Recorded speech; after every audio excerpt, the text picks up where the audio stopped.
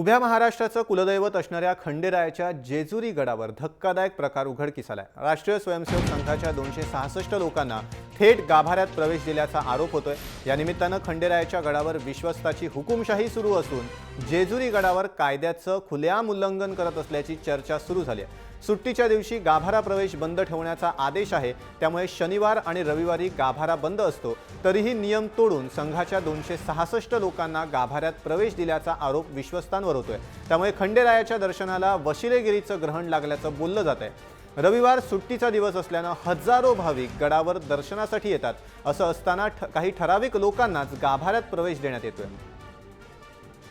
या संदर्भात जेजुरी गडाचे विश्वस्त सुधीर घोडसे यांनी याची तक्रार धर्मादाय आयुक्तांकडे करणार असल्याची प्रतिक्रिया जय महाराष्ट्रला दिली आहे। कोर्टाचा आमचा हुकूम आहे की शनिवार रविवारी मंदिराच्या आतल्या गाभाऱ्यामध्ये लोक सोडू नये म्हणून।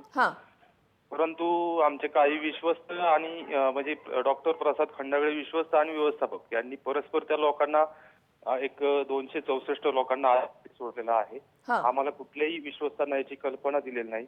2 तास बाकीच्या इतर भाविकांना रांगेमध्ये उभं ठेवून त्यांनी हा प्रकार केलेला आहे।